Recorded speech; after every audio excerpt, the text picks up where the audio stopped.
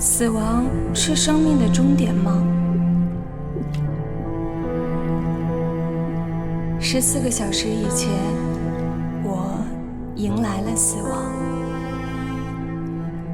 像被按下暂停键。短暂的混沌之后，我惊讶地发现，一切还没有结束。我的每一寸肌肤仍然在感知着这个世界。原来死亡只是换一种形式的存在。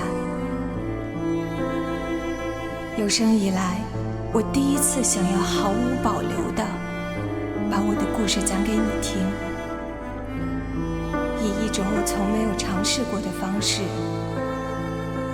也许是笨拙的，但你要相信我所讲的每一个字。因为活人善于伪装，而亡者拒绝谎言。我是范佳佳，你准备好听我的故事了吗？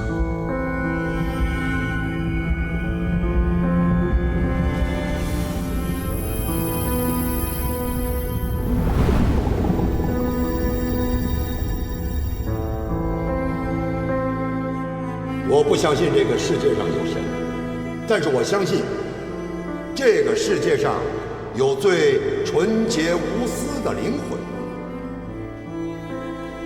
孔子说，几个月前，我是一名即将毕业的医学生。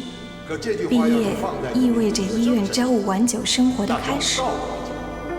可是因为一个人，我对未来有了不同的期许。今天，我为大家请来了你们的师兄，主持这场告别仪式。大家欢迎素有鬼手佛心之称的著名法医秦明。我听到过无数关于他的故事。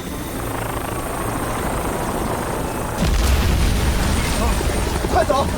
赶紧全快！他们安全接你们！赶紧！秦明，快出来！我不想给你受伤。很多人说他就是个疯子，为了取证连命都可以不要。但是对我来说，他就是一个传奇。因为他，我对法医这个职业充满了向往。同学们好，我想问问大家，你们第一次见到尸体是在什么地方？我相信大多数人和我一样，都会回答在这里。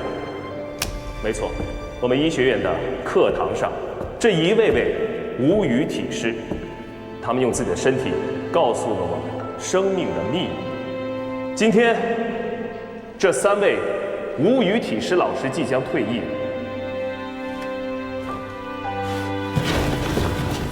让我们用最后的礼仪来表达我们对他们深深的敬意。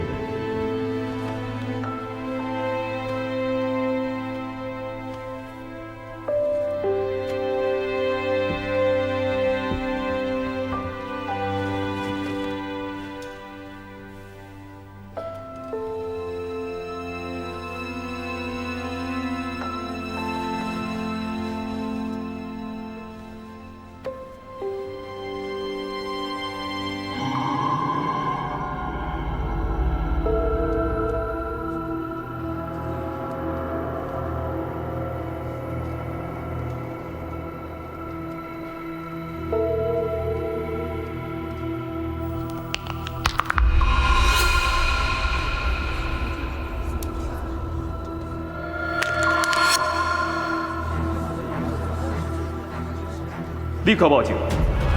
这位无体师可能死于他杀。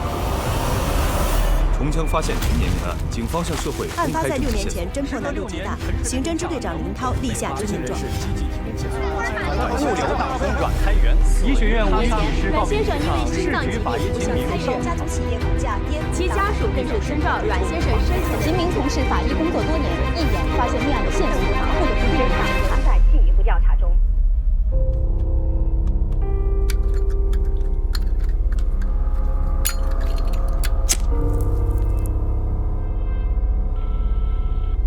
月院方表示，阮开元心脏病发作，救治无效死亡，症状明显，不存在疑点。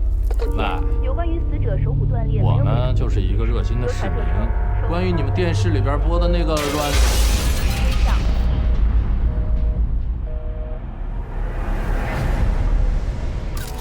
死者骨繁，开舞厅，兼放高利贷，可能是怕别人报复。大热天的，窗户也都关得很严实。从现场情况判断，凶器应该是从窗户掉进来的。死者身高1.85米左右，腹劈颅骨导致骨裂，一击致命。身体尚柔软，未出现尸僵。测一下肛温，估算一下死亡时间。没错，这就是我。作为实习法医的第78天，我已经是个老手了。老大，肛温计落家里了。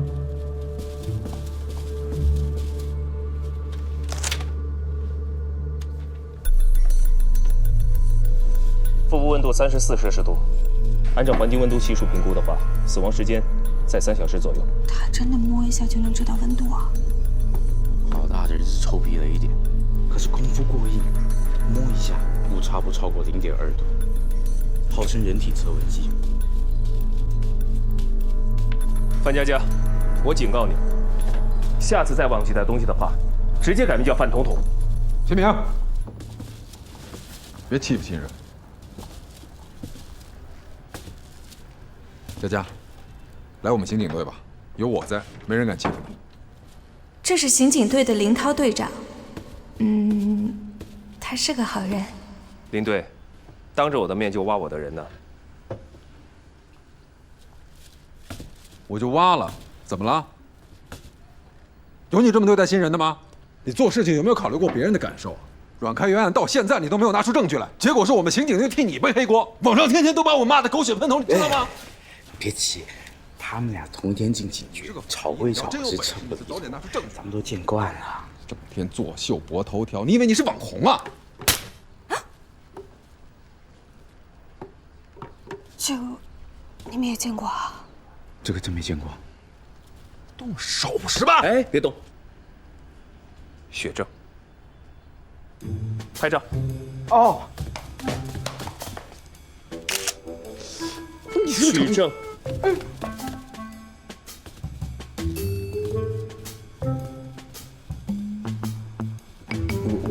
我自己。死者骨繁，2018年7月27日下午2点13分，第一次尸体解剖现在开始。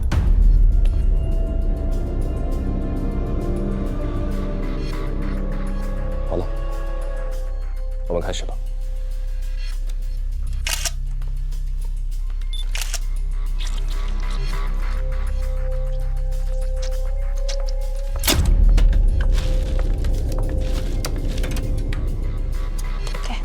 这台解剖你来主导，我当你的助手。我？哎，要不德叔你来？今天我可不得行哈，明天我老婆生日，我要留着手给她擀面条呢。老大，你来局里多久？78天。你的实习期该过了。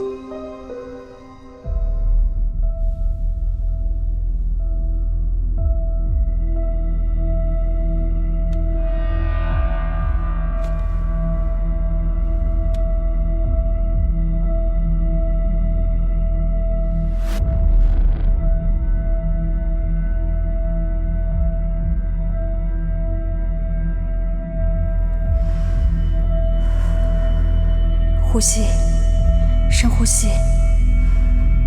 沿锁骨第4肋骨下方切开，刀口平滑干净，是对死者的尊重。沿胸骨一直下行，避开肚脐，稳住。分离胸大肌，注意观察，无内出血迹象。心脏状态无异常，心脏重量在正常范围之内。脂肪有你，缝合的时候一定要小心。好。啊，对了，今天你的表现非常好。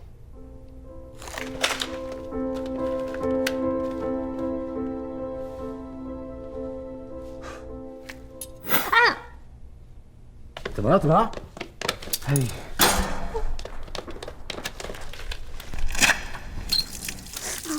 今天检后，我只能给你0分了。好歹也给个及格吧，我在学校可是全优的。法医第一原则就是保护好自己，连这点都做不到的话，趁早给我离开。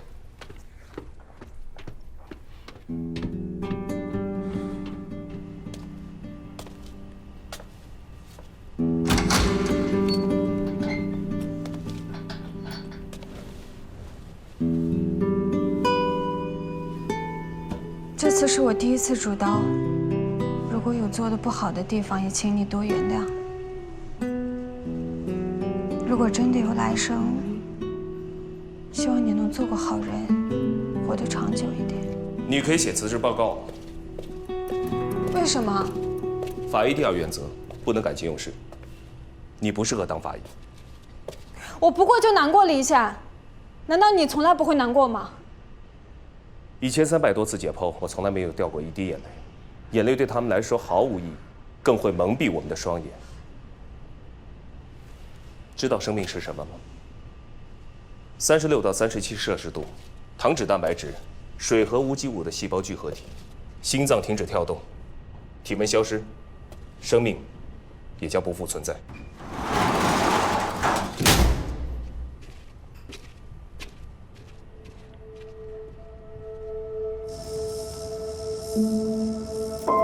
生命到底是一具心脏会跳动的身体，还是一个拥有记忆和感情的灵魂？如果真如师兄所说的，那么一个人和另一个人并没有本质上的差别。师兄说，法医的第2原则是不能投入感情。难道从来没有让他触动的事情或者人吗？他真的这样冷漠吗？我希望不是。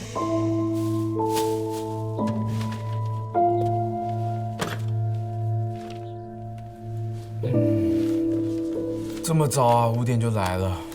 是啊，不堵车吗？你是不是除了破案就没别的兴趣了？有啊。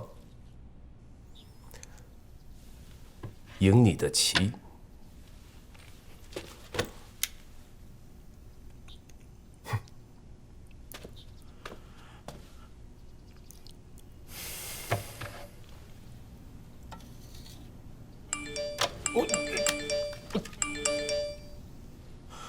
林涛破案了。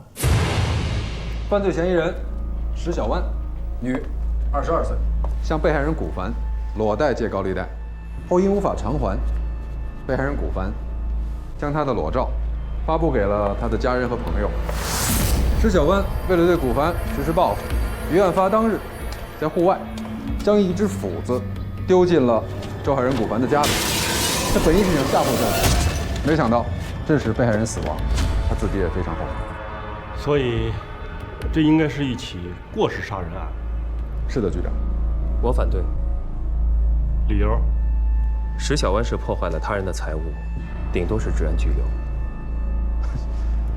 邢科长，嫌疑人已经认罪了，而且他所供述的作案时间、作案地点、作案工具、作案动机，全都对得上。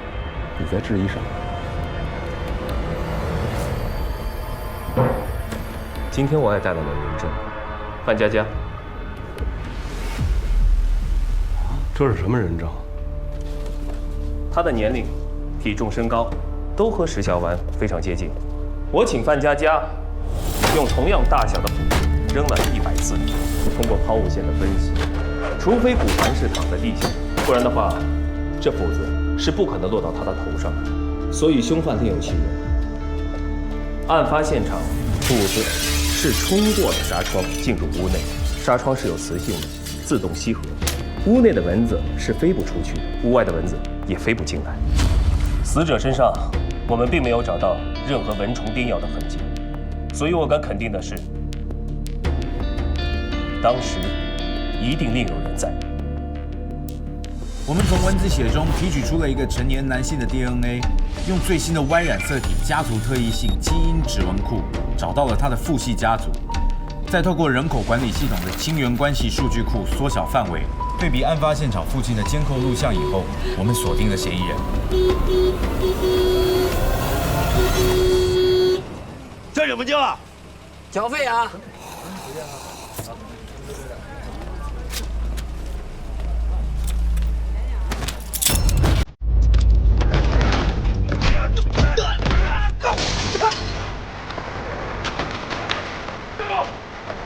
不动！别能动，不能用枪。别跑！别跑！别跑！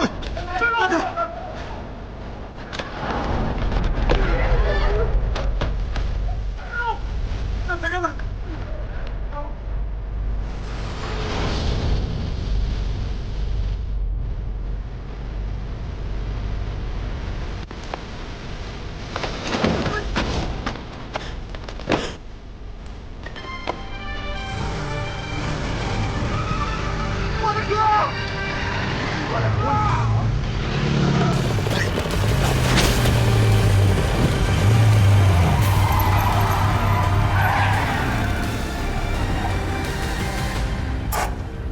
来，我们到了。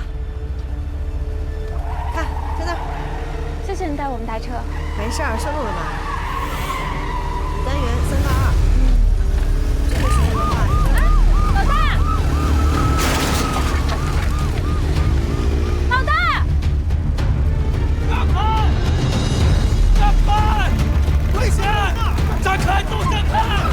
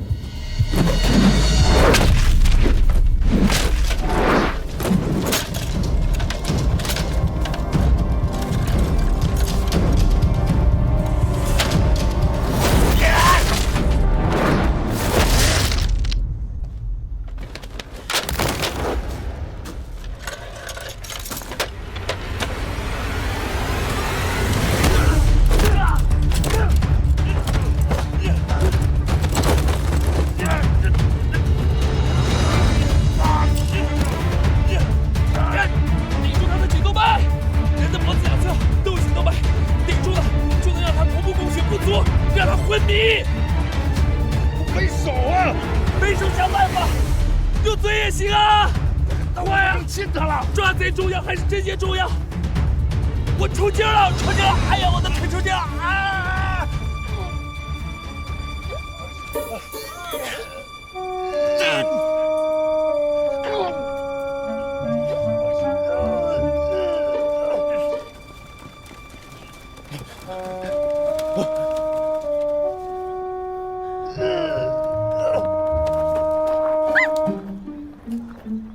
领队，你在干嘛呢？秦明，你小子一定是故意的！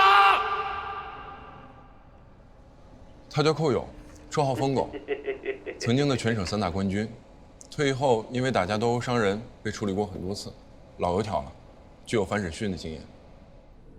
说说吧，为什么杀顾凡？我是去过他家，不过我是去借钱去了。你们也知道，他是放高利贷的，钱不借给我，我就走了。你的手机运动记录和定位记录里显示，在古凡死亡前后，你有的东西，你在他家里走了数百步。我为什么要杀他？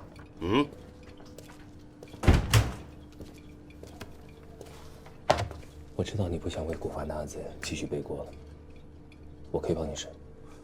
可审讯是刑警的事儿。这样吧，找到线索，算你们刑警队的。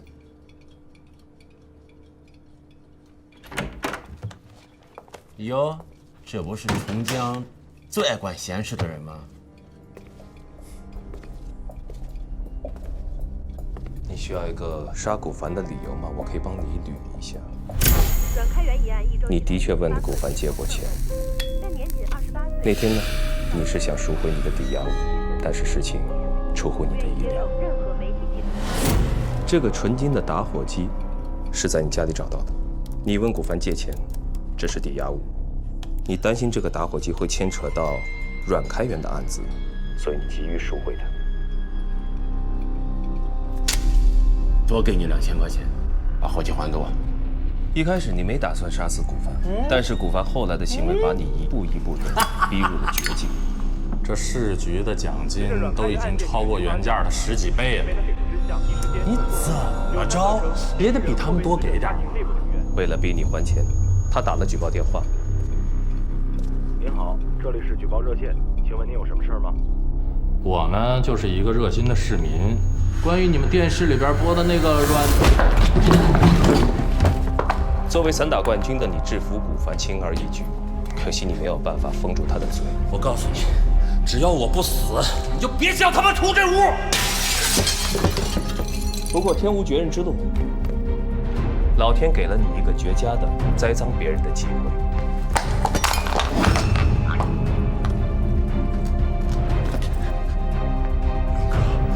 你的事儿我是不会说出去的，有哥就放我一马好不好？你迅速地清理了现场，删除了古凡电脑里的打火机抵押合同，所以，在你的手机运动记录里留下了在现场几百步来回走路的记忆。都是你们猜呀！你不承认没有关系，但是所有的证据链已经指向了你。你会被控谋杀，不只是古凡一条性，还有阮开元。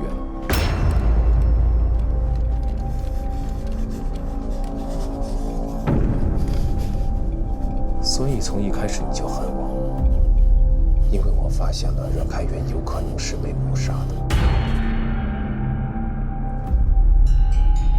有些事情比你想象的恐怖100倍。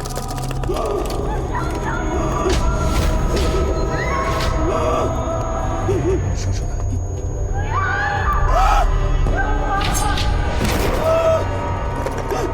我会一点一点把你所有的秘密全都挖出来。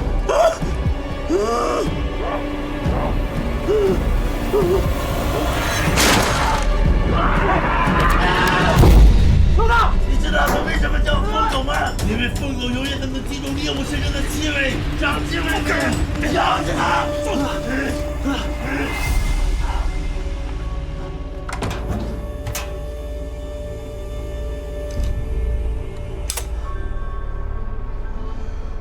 以后刑侦科的事，检验科还是别插手。哎，尸体呢？星辰，阮开元的尸体呢？提审寇勇出事故后，局里通知，阮开元案已经交给其他法医处理。秦科长，你不得再接触，否则按违纪处理。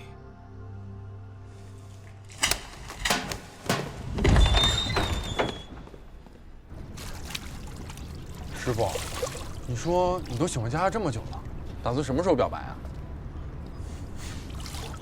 你要是不好意思的话，我帮你说句也行。去你的！别给我捣乱啊！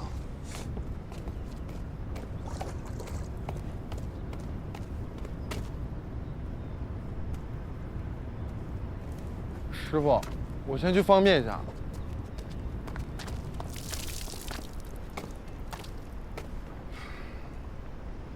没错，是我去投诉的。你在工作中掺杂了太多的个人情绪和动机，这有碍你的公正判断。你应该回避。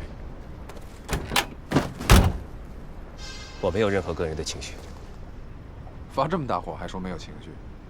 阮开元案是公认的疑难大案，你就是想通过它来证明你秦明是最聪明、最牛逼的法医，这就是你的动机。我没说错吧？我承认，这也是我的动力，因为我想找到事情的真相。真相是什么？不是我林涛认为的就是真相，也不是你秦明的真相，就是真相。师傅，孔子押运的路上出事儿了。这。老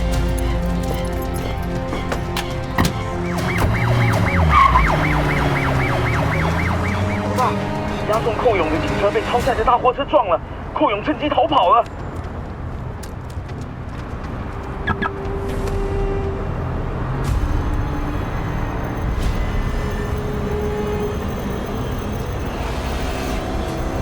我记住了你的气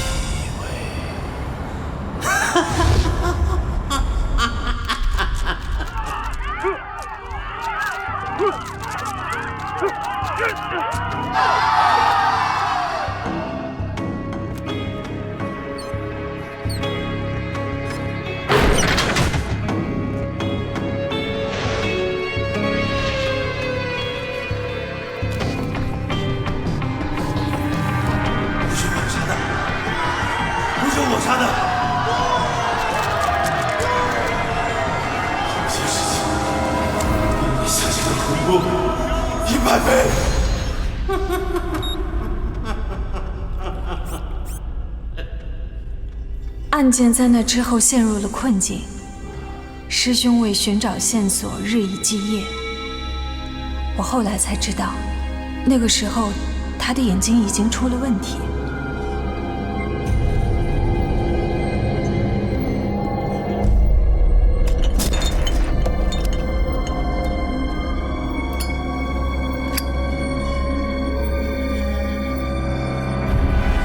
都说法医的工作是在黑暗中寻找光亮，而有些线索，只有在真的失去所有光线和希望之后，它才像一个幽灵一样悄然出现。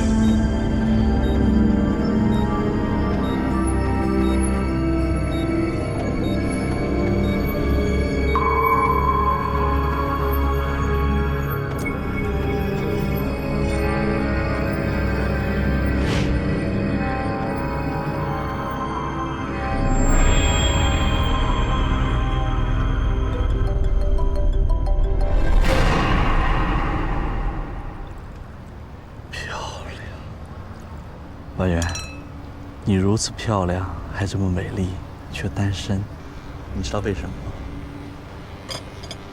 其实啊，上天早就给你安排好了，只是在等着这个人的出现。就比如说我。哎，秦明。哎，婉媛，这么巧啊？对啊，你怎么在这儿？怎么样，好吗？还行。介绍一下，启兰药业的王总。生意上非常照顾我，这是我最好的朋友兼男闺蜜，秦明。幸会。秦先生在哪里工作？我是名法医。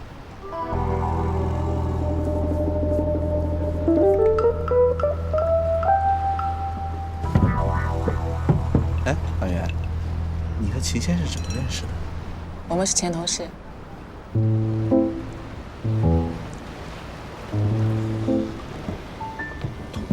同事啊？是啊。你最近在忙什么？啊，一承包商拖欠工程款，讨薪的急眼了。哎，给他这儿还有这儿各来一刀，人死了。那个人啊非常胖，光解剖就花了我整整5个小时。当时啊，我这切下第一刀的时候，这白花花的一层脂肪就是不见血。于是乎呢，我就切下这第2刀。还是白花花的脂肪不见血，最后我切下这第3刀，你猜怎么着？怎么着？哎呀，王总，对不起啊，真不好意思。来，我帮你擦。不，真不好意思。来，我帮你擦。我来吧。要不我先走了，我回去换套衣服。王总，我送你啊。不。编故事能力突飞猛进啊！我哪有编故事啊？真的花了5个多小时。辞职跟我一起干吧。当医药器械代表薪酬是你现在的好几倍，而且我们还能像以前一样做同事。我要是不当法医的话，你说谁帮你一起演戏去赶走那些想要对你图谋不轨的甲方呢？别贫了，法医这行又苦又累，还被歧视，何必呢？我觉得挺好的，至少医患关系非常稳定。你呀，还是那个样子，没个正经。好吧，正经的时候到了，有件事情想请你帮忙。我在阮开元的尸体上进行了100多处的化验，我发现他体内的 ATP 严重超标，包括他之前冷冻的血里也是一样的。我想还得麻烦你帮我查一下。你帮我吓走了那么多甲方，也该轮到我帮你一次了。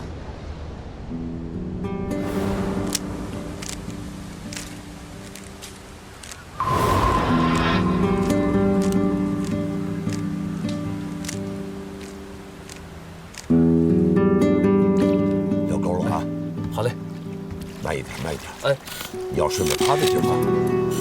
放松好。哎，佳佳，你看他们俩玩的多高兴。对啊，师兄他最近情绪一直都不大好，只有跟老师在一起才会这么放松。来，哎，这鱼不小了。慢，哎，我的杆儿。哎呀，跑了。我就说嘛，啊，谁是鱼，谁是渔夫。不一定啊！干杯！干杯！来，佳佳。哎，佳佳，要不要听一听你师兄的囧事啊？要。有一次啊，我们做毒物分析考试，马上就要交卷了，突然秦明大喊一声，他发现自己涂错了答题卡。原来师兄也会犯这么低级的错误啊！哎，千万不能泄露出去啊！我还是非常喜欢自己的学霸人设的。不错呀。哎，尝尝。顾婉元说，找到那位因为 ATP 导致心衰死亡的病人，先走一步。哎，别忘了欠我们一次野餐啊！我陪你。再见。再见。这个病人的遗体很难得，我觉得对你的研究一定会有帮助，所以想办法说服家属同意解剖。谢谢。对我不用讲这2个字的。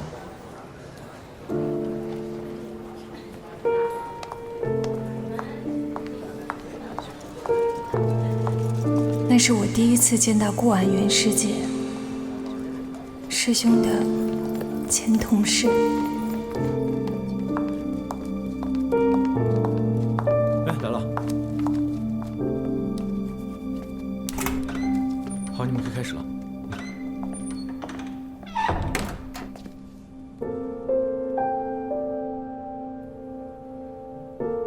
大宝说，师姐曾是一名非常优秀的法医。我就不进去了，我能为他做的也就到这里了。接下来就由你来陪伴他吧。听说他在解剖完一名小男孩后，就再也无法跨进解剖室一步。也许横亘在师兄和顾婉元师姐面前的，正是这一道大门。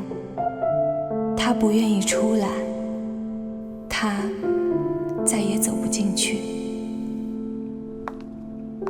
而我也终于明白，法医不能感情用事，是师兄用多少痛苦的经验换来的一层盔甲。你说这世上会有灵魂存在吗？听说当年三毛、古龙还有倪匡打赌，说是3个人其中任何一个人先死，一定要让其他2个人都知道。后来古龙先走一步，可是其他2个人根本没感应到。可见在这世界上，根本不存在是同一个灵魂。那是不是他们关系不够铁啊？行了，我们开始吧。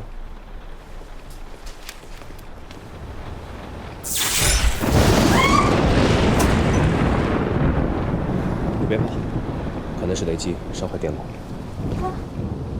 你去找一下值班的电工。让我去？对啊，那我去，你在这儿待着。哎，我觉得我可以去。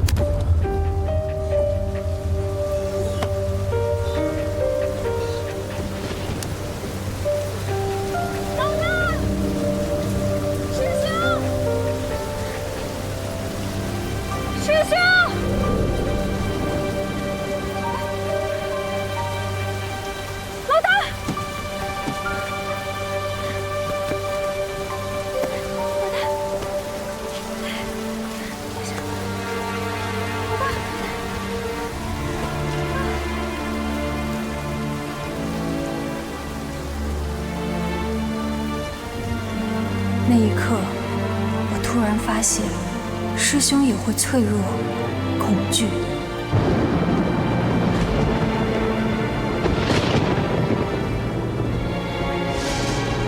案件到了生死攸关的时刻，我不能再做一个躲在师兄身后的小女孩了。从现在起，我必须拿出自己全部的勇气，来守护她。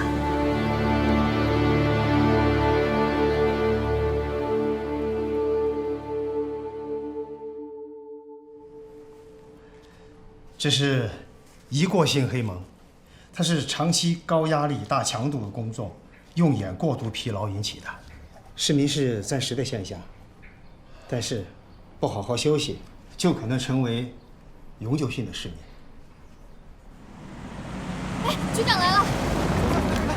据说阮开元案最大的嫌疑人是寇勇，是真的吗？玉楼上是真的吗？不好意思，不能偷是人。秦明失明会对案件有什么影响吗？局长说两句。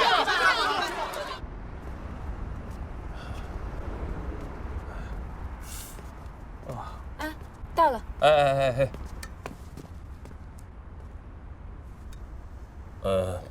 不早了，你回家吧。不行，局长命令我监督你休息的。我家不方便。有什么不方便？没椅子啊。都说居所是一个人内心的外化。老大，你这个房子干净整洁，却冰冷没有生气啊！你长本事了，学会数落我了。我哪有这么聪明？哎，那面墙上是什么东西啊？魔方。我每解剖一个人，都会往上放一个魔方，来纪念和我有缘的人。像流星一样，真好看。是啊，人就像流星，转瞬即逝。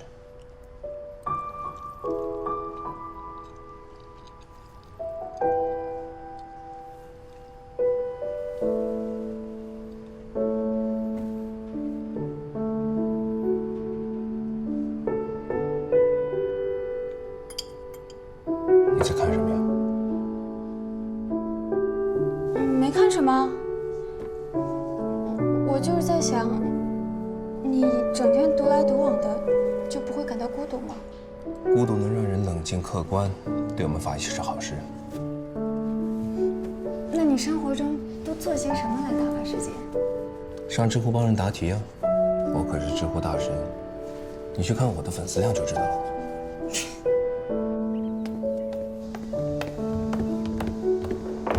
哎，佳佳，哎，你要去找老大吗？帮我拿给他。谢啦。哎，你为什么每天给他买咖啡啊？因为我跟他打了一个赌啊。你和他打了个什么赌啊？半年前他说他要辞职，我没让他走。我说你可以陪我下棋啊，赢了我就能走，但是输的话就要给我买1天的咖啡，什么时候还清了，什么时候才能走。为什么不让他走啊？他非常聪明啊，局里需要他。其实我更需要他。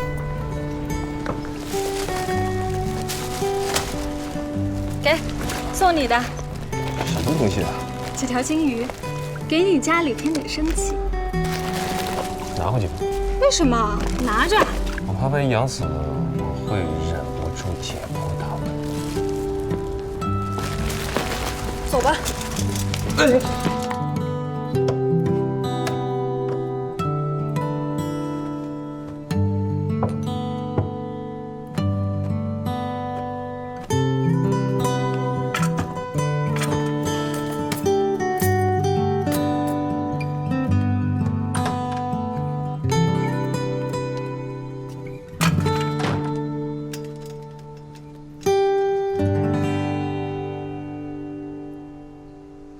刚进医学院的时候，解剖刀师说我的手指不够灵活，拿不稳手术刀。邹教授就介绍我，让我去学琴。1年之后，我就成了班上解剖的最好的学生。我已经准备好了，你快来给我听听。我现在这种状况，拉二胡才比较适合。拜托了，就一首好不好？我现在眼睛看不见了，手离开了手术刀，我哪还有心情再去拉琴？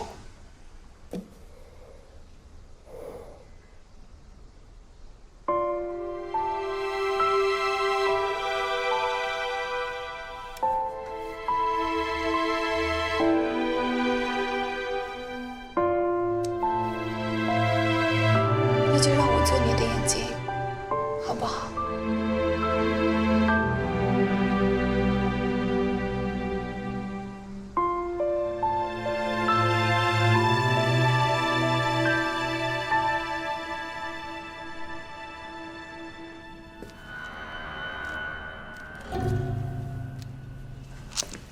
损伤全部集中在一侧，胸部多处肋骨骨折，伤势外倾内重，一侧为甚，一次可以形成所有损伤，损伤严重非人力可以形成。符合高空坠亡的特征。继续。手部和腿部有部分擦伤，左腿有严重闭合性骨折。还有呢？还有啊，他的左脚少了2个脚趾，软开源也较致残缺。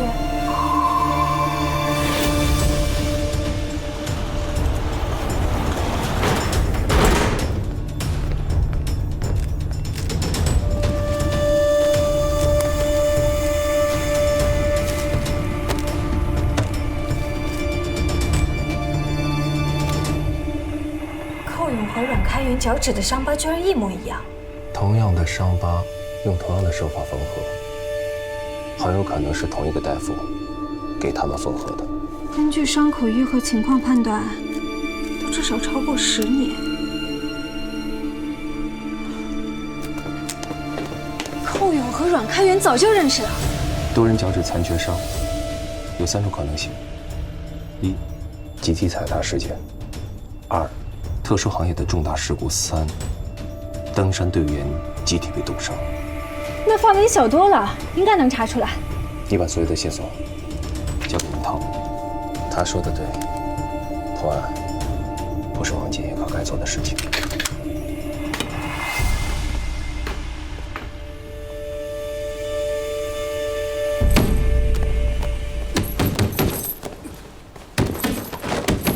涛哥，涛哥。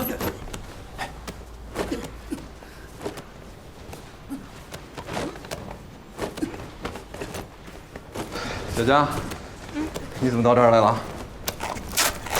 我有件事情要请你帮忙。说啊，你的事儿就是我的事儿。我跟我老大复检了寇勇的尸体，发现其实他们是……等，你们去复检寇勇的尸体？这案子不是移交其他法医了吗？但是，不是不想放弃吗？所以秦明就拉着你去了。啊，不是，是我拉着老大去的。佳佳，上次违纪的行为，秦明已经差点送了命。如果你们继续这样违纪的话，都是要被处理的。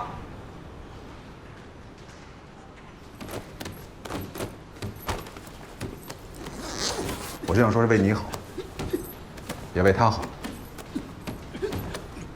我知道了，林队。不好意思打搅了。这。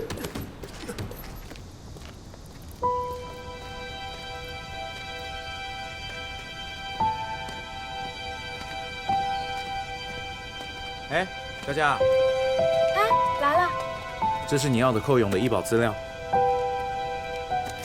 哎，老大今天的咖啡。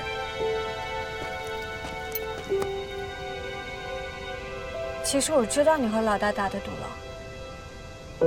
如果你真的要走，他也拦不住你，也不会拦你。我要走了，你撑不下去怎么办？我陪着你啊，小王心。在寇勇的医保档案里，我找到了一条线索。我没有告诉任何人，尤其是师兄。我说过，我要做你的眼睛，去寻找你暂时看不到的光明。大宝，我请了假出去散散心，你替我好好照顾老大。放心吧，好好去玩，小萌心。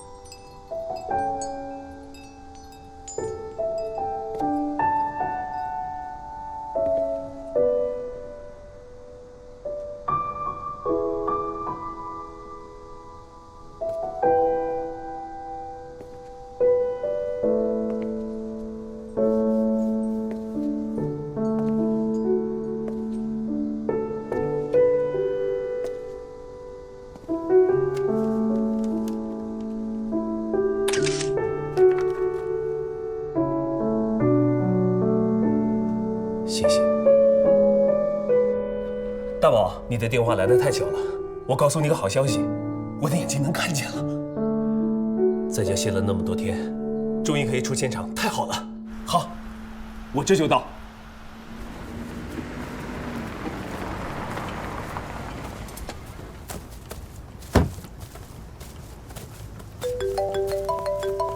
大宝，我已经到现场了。哎，你在哪儿？我。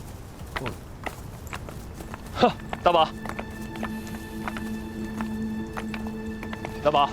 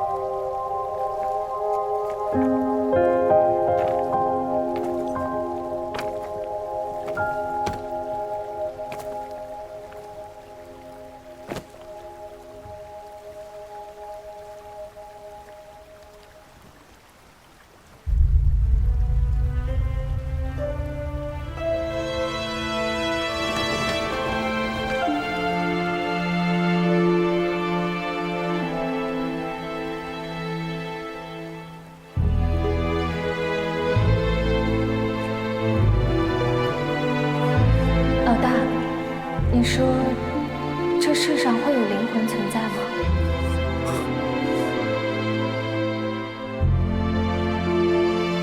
那就让我做你的眼睛，好不好？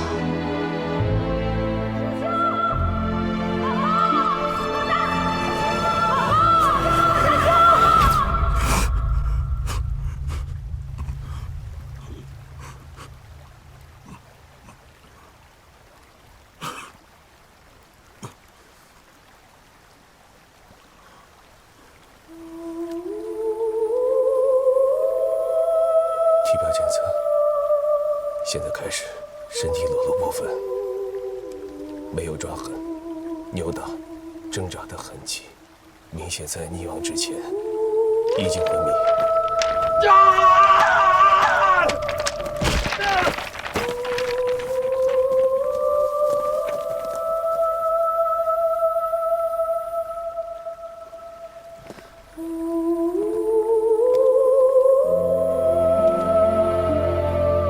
皮肤发芽泛白，指甲、唇口、青紫，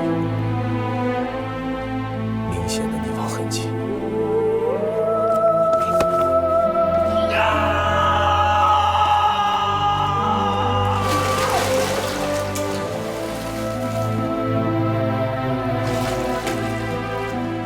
为什么要让他去查案？如果不是你，佳佳就不会死，就不会死。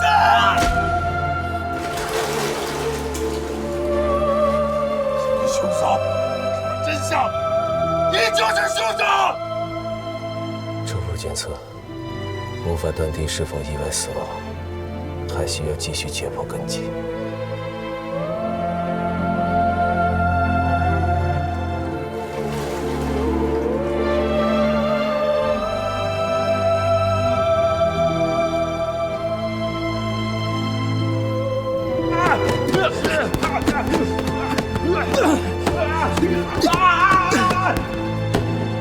这案子不是移交其他法医吗？我知道了，林顿。不好意思打搅了。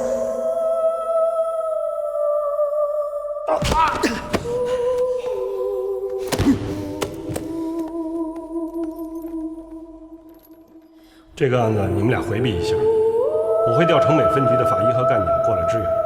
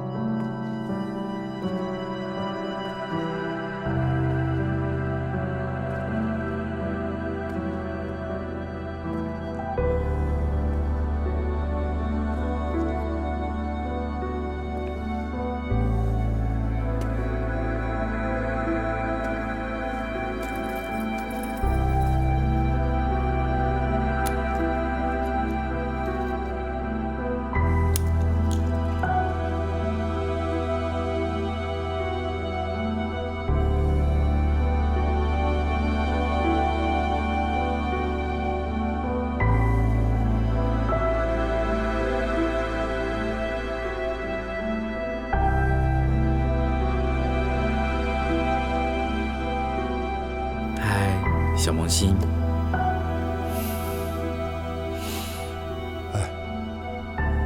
撑不住的话，你就先回避一下。我陪着他，有个熟人在，他没那么害怕，对吧？开始吧。等等，这台解剖交给我。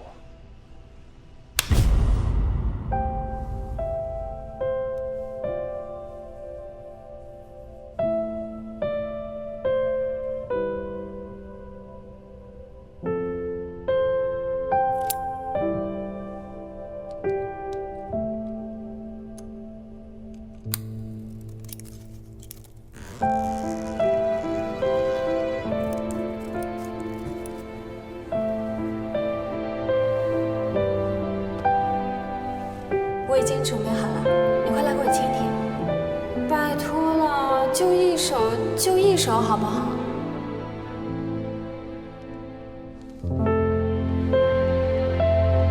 今天我终于成了一名实习法医，我觉得自己很幸福，因为可以更靠近他，和他呼吸着同一平方公里之内的空气，我都快醉氧了。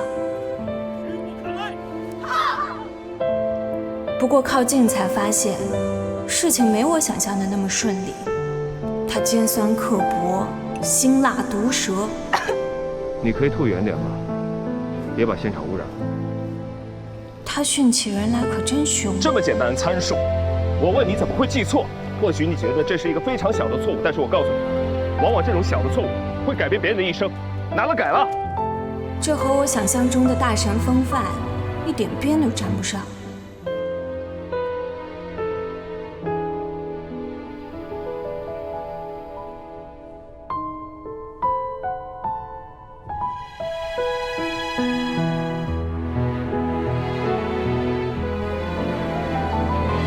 可是有时候，他又是那么的孤独，孤独到让我心疼。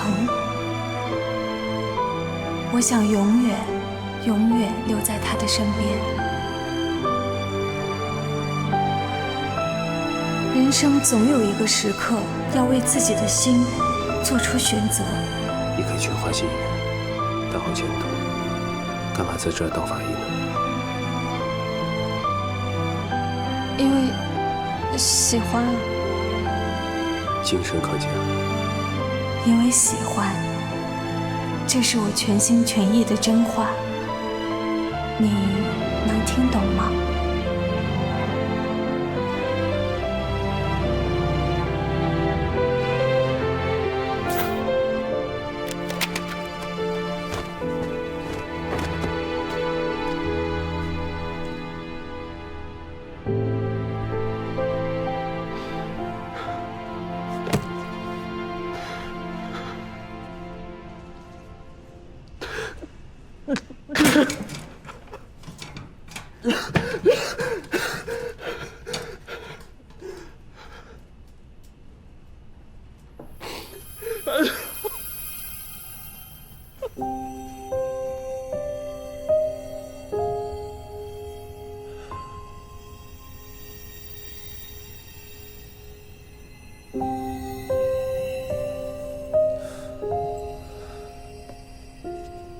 老大，你说过的，人只是由糖脂、蛋白质、水和无机物组成的细胞聚合体。动手吧，去寻找你最执着的真相。找到真相？你等回来吗？还记得三毛、古龙和倪匡打过的赌吗？我做到了，我实现了诺言。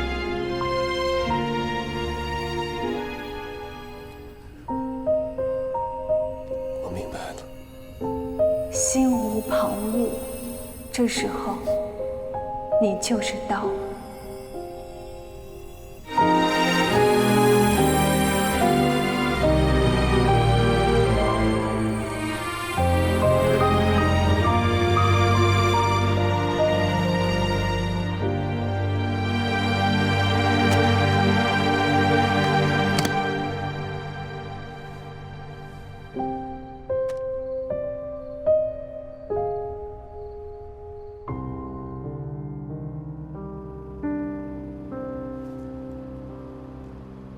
这是佳佳喉咙里面发现的鳞片，来自一种叫做龙筋鲸鱼的鲸鱼。但是疑点是，这种鱼不可能存活在江中。所以你们最后的结论是？我们没有结论。什么叫没有结论？起名了！他去休年假了。我现在把他叫来。老林，冷静点。他从警7年，一天都没有休过，就让他休一回吧。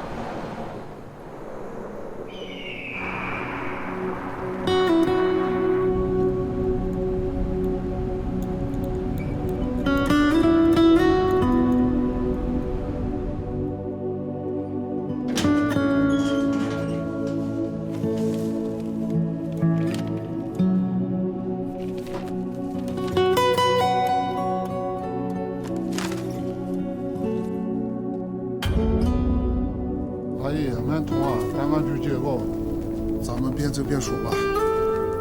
10几年前啊，我们这遭遇一场百年不遇的大雪灾，很多人都被困了，救援队每人也得挖了半个月，才把这条路打通了。哎呀，可惜啊，很多人都被冻死了，但是5个人活了下来，真是个奇迹。当年被我切除脚趾的就是这2个人，名字叫做柯勇和阮开元，他叫唐谦。6年前啊，还回来过一次，花了很长的时间口长特转山。哎呀，听说回去没多久就死了。他是怎么死的？是他杀吗？是干衰竭。干衰竭。哎，上次来的那个佳佳姑娘问的事情跟你一样，这次怎么没和你一起来啊？他休息了。你把雨接过，老了莫问。你跟着多了老保佑的哟，年年不抱怨。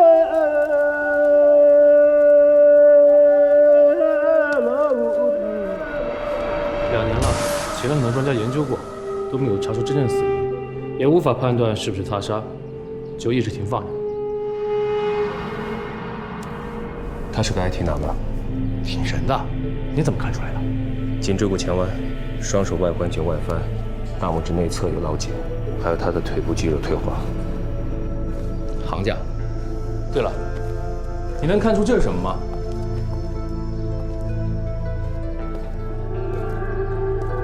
看不出来吧？这是他的肺。这 IT 男连续加了几个夜班，在回家路上突然就死了，肺就变成了这样。但体表没有任何的伤害。这件事情在上班族里引起了恐慌，都说他是过劳死，加班太多，肺都炸了。雪灾逃生之后，我儿子就疯了。我这辈子最后悔的事，就是让他学了画画。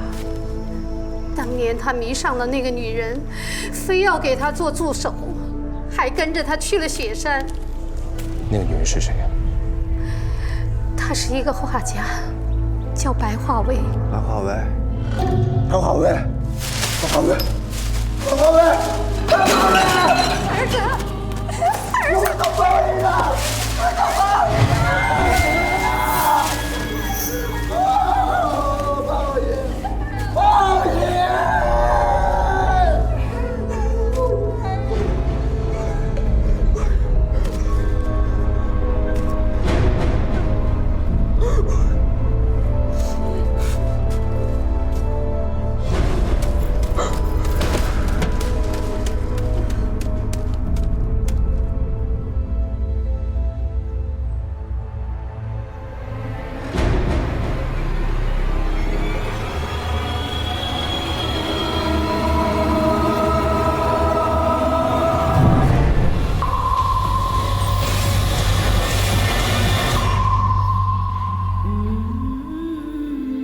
一切谜题的背后都有着联系，就如同魔方，无法一面一面的复原，只有打乱它，破解它，才能看到事实的全貌。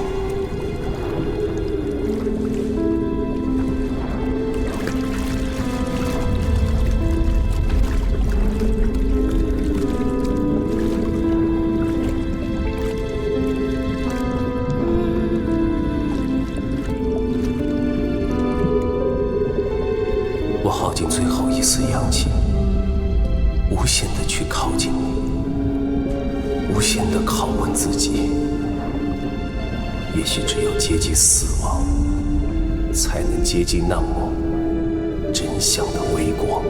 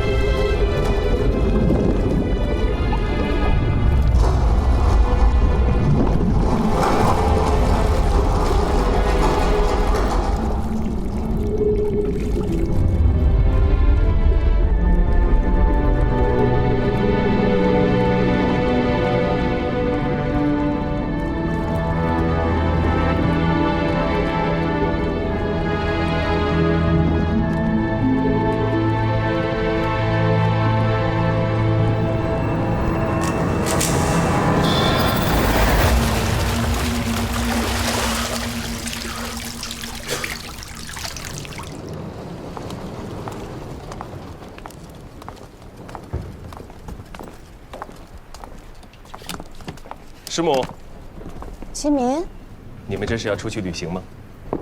我们的移民排期下来了，要去趟加拿大。太好了，恭喜啊！老师，有件事情想向您请教，不会耽搁太久。去吧，在机场等我。齐明一定是碰到什么难题需要我帮他。那你快点啊！上车来，慢点啊。嗯。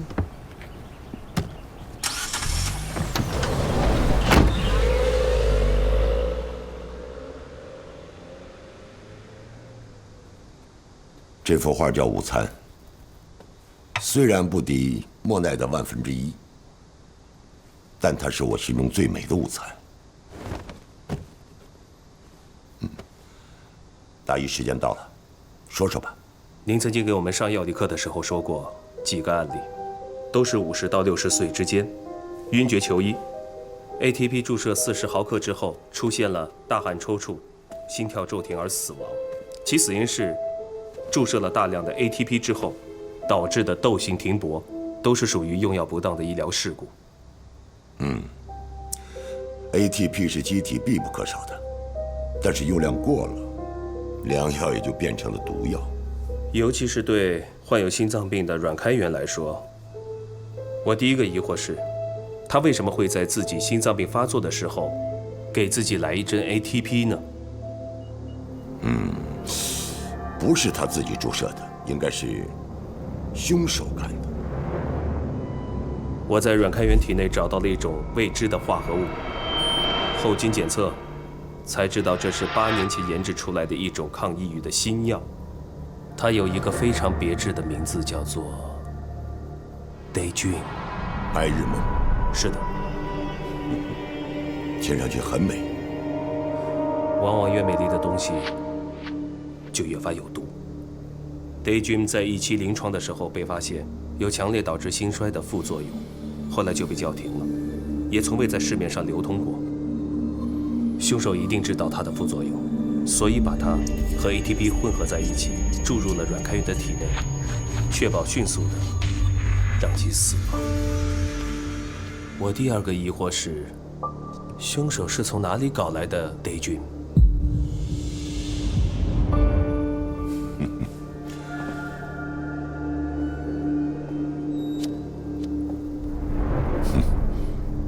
很久没有上临床了，对这种新药也没有听说过。或许是您忘了吧，我们学院是 Daydream 的1期临床合作医院之一，您曾经参加过这个项目。据我分析，阮开元和寇勇之间有着千丝万缕的关系。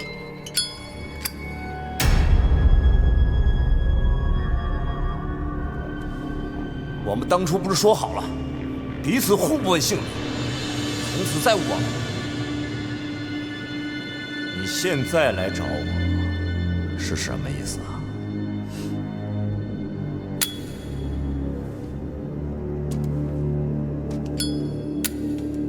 你连火鸡都是金的，我却连饭都吃不上。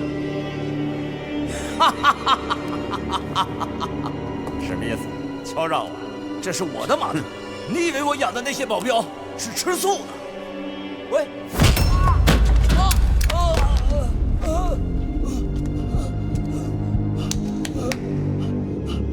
这事没完，把钱准备好。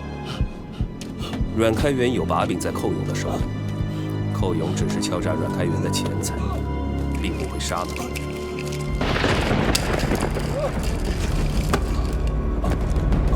随后，真正的凶手出现，凶手给他注射了 ATP 和 Day 菌的混合物，以为这样就可以查不出踪迹。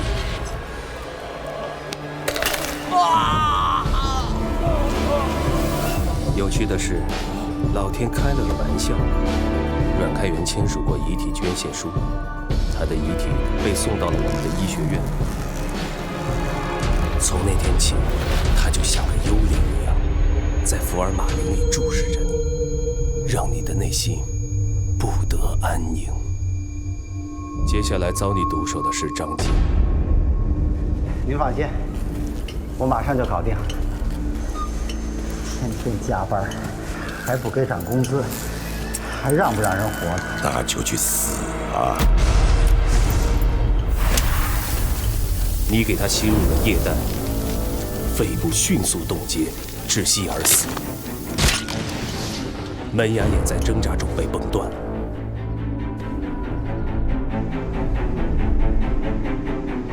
6年来，你一直没有找到机会除掉寇勇，终于在那个雨夜，你跟踪我到医院的天台上。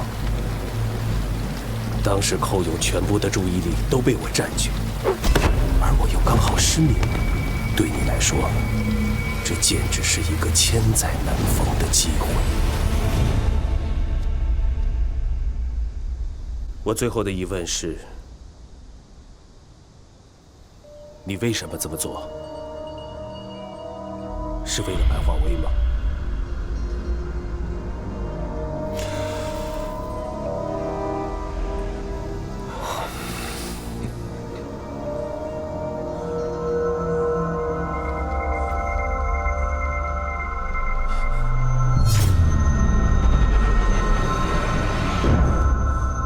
我说过，谁是渔，谁是渔夫，不一定。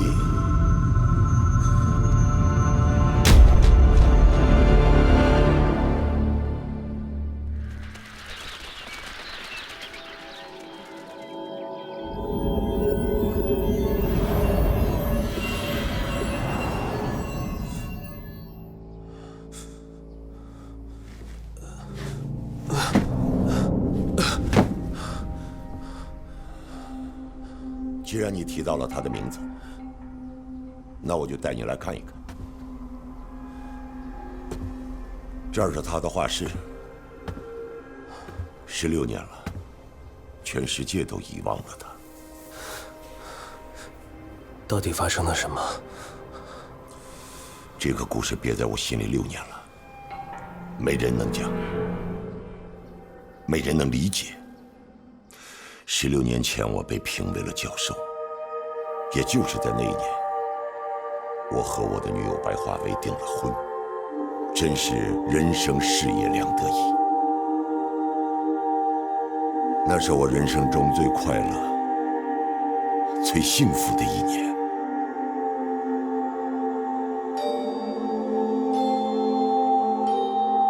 在这里，华薇教会了我画画。她不仅美丽，也很有才华，还喜欢到各地去写生。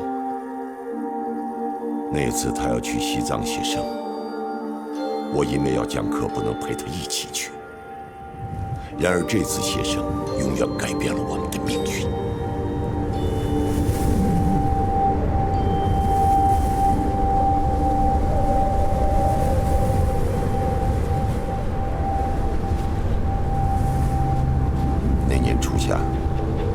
在西藏的写生途中，华为和他的助理遇上了意想不到的大雪灾。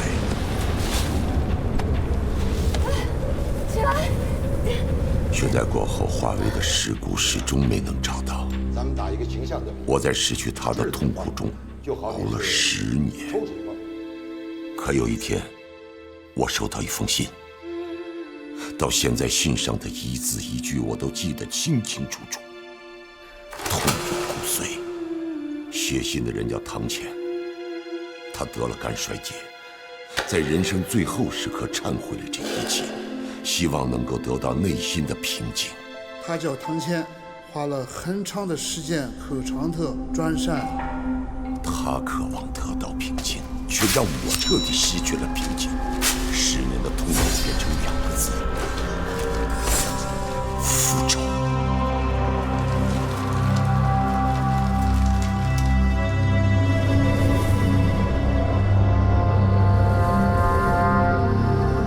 原来华为不是死于风雪，他找到了一个避难所。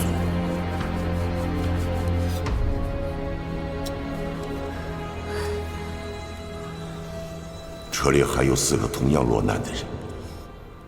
一开始，6个人相互帮助、扶持、抱团取暖，分享仅存的粮食，满怀希望等待着救援。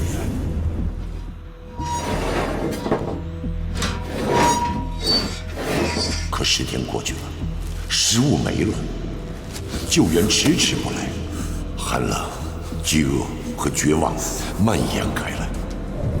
蛰伏的黑暗人性在茫茫血缘中被唤醒。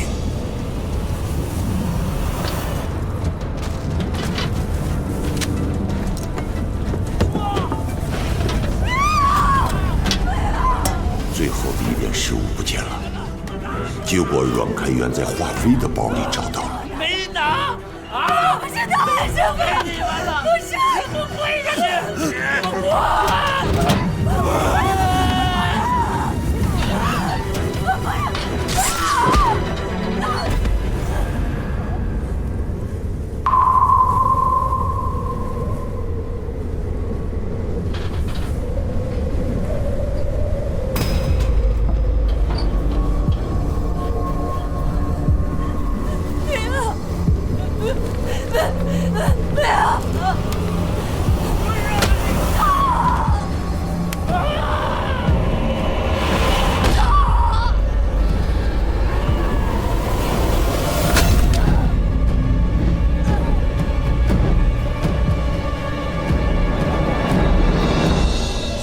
根本没有偷拿过食物，只是因为他无力反抗，成为了食物链里最快被淘汰的。少一个人就少一个分食物的，自己就多一份活下去的可能。他们只需要一个掩盖恶行的借口。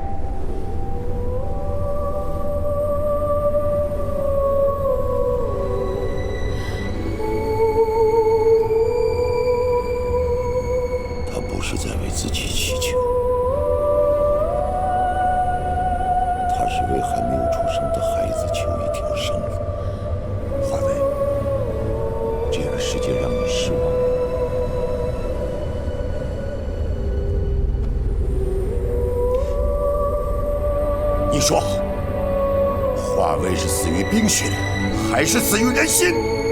他们不该受到惩罚吗？他们不该死吗？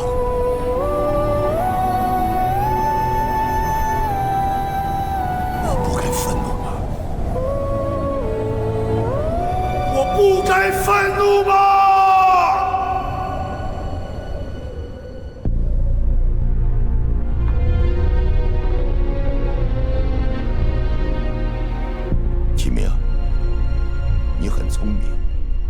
但你猜错了一点，这6年我不是没有机会杀寇勇。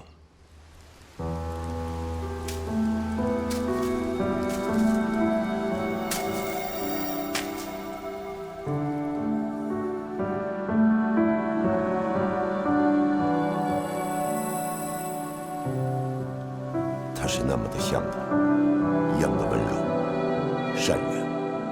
复仇心切的我一直处于躁动当中，但那一刻我的心再次得到了平静。我相信是华为派他来拯救我灵魂的。我决定停止复仇，重新开始生活。一家3口阳光下的午餐，这是华为梦想中的幸福。他把它画了出来，却没能实现，把这个机会留给了我和舒丽。舒丽怀孕了，梦想中的幸福就要到了。而你却自以为是，当众高呼，立刻报警。死于他杀，立刻报警。都是因为你让我渴望了16年的幸福，顷刻间变得摇摇欲坠。也都是因为你的步步紧逼，我才不得不把这场杀戮进行到底。这就是我最得意的学生，只想知道真相，不关心正义。正义？那你为什么要杀害佳佳呢？她善良到不会伤害任何一个人。我没想到佳佳为了查案去了藏区，她不但得知了华为的存在，还查出了她曾经是我的未婚妻。佳佳用女性的直觉拼出了故事的轮廓，她无法相信，来找我询问。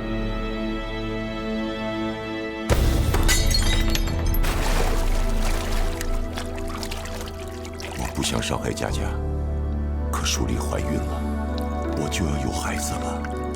对不起了。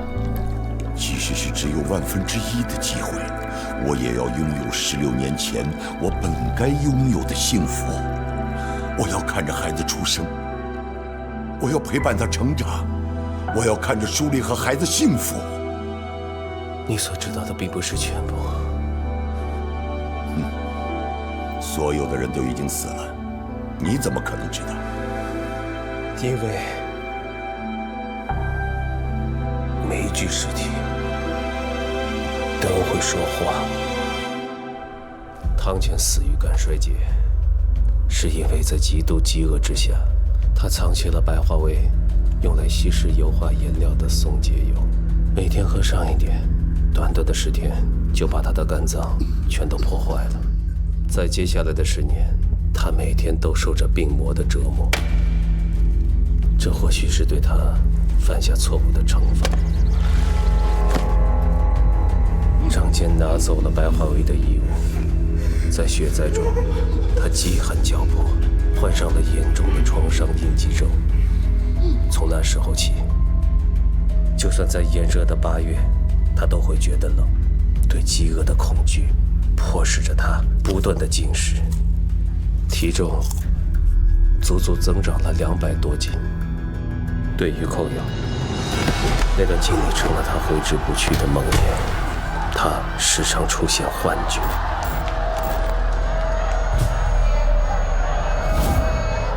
从此以后，他喜怒无常，出现了严重的暴力倾向。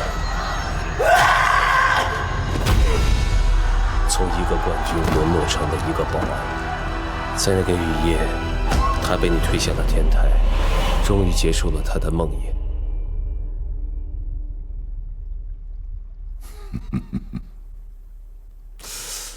按你的意思，所有害死华为的人都是情有可原的。我不是在为他们辩护，我只想告诉你的是，真相之上是正义，而正义之上有另一种东西，叫做悲悯之心。他们是施害者，同样也是受害者。而你呢，从一个受害者变成了一个施害者。好，好，好！你是高高在上俯瞰众生的上帝，那你准备怎么怜悯我？我给你带来一样东西，在我上衣的外侧口袋里。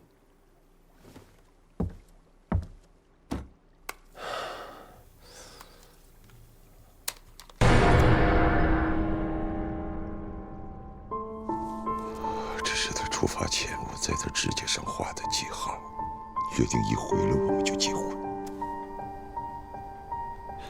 16年。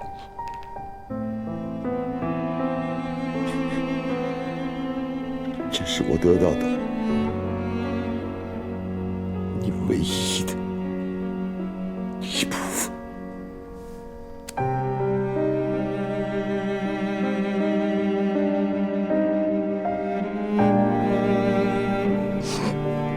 老师错了，金明，当年在考场上，你涂错了答题卡，老师给了你重新再来的机会。可不可以给老师一次重新再来的机会呢？可是人生不能重来。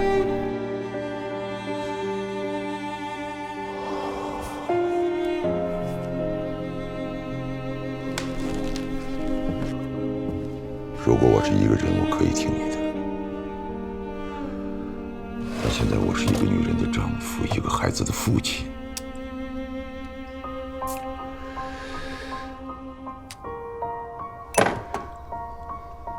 对不起了。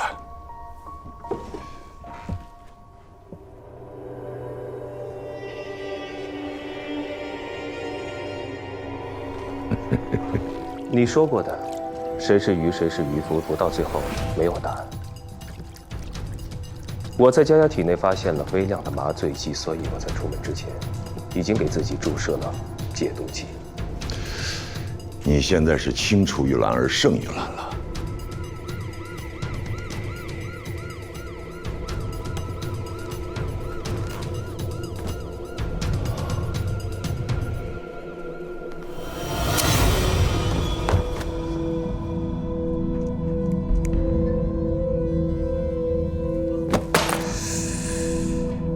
你为什么这么做？我杀死了自己心爱的学生，却为最得意的弟子送上了断头台。这也许就是宿命吧。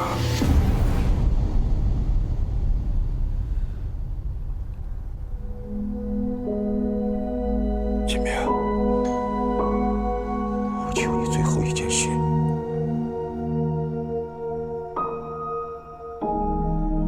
别让我的孩子知道他的父亲是凶手。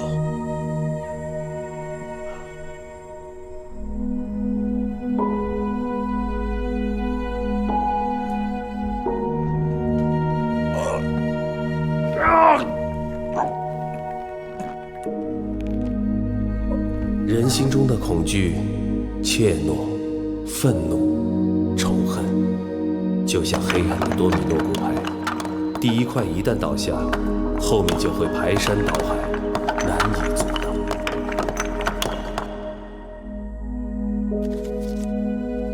当善良的力量把罪恶的多米诺骨牌停下的时候，被拯救的不只是生命，还有希望。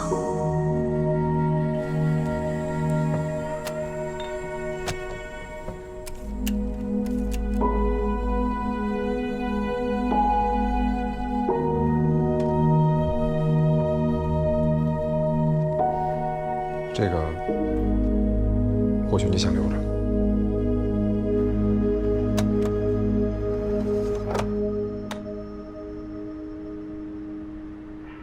各位老师好，我叫范佳佳。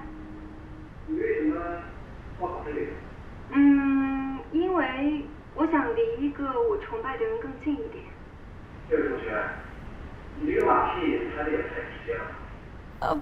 不是，我说的不是您，我说的是另一个人。欲望不经窗，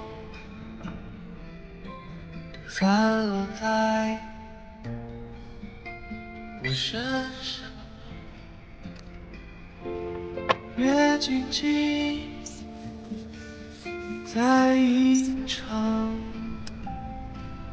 又是谁在远方眺望？轻轻吹。好，我的演讲结束，接下来是提问的时候，大家可以提问啊。师兄，你为什么一直坚持做法医？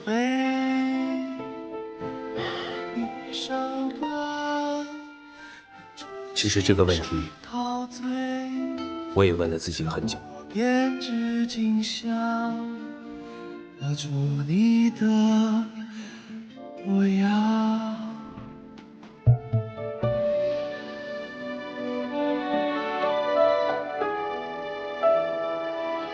以前我以为是为了真相和正义，直到我被生命的另一部分所打动，我才明白生命有它更加温暖的含义。轻轻吹，我随你去远方，千里之程，没有你多荒凉。就这样，心随你去流浪，从此再无悲伤，只有赤裸的真相。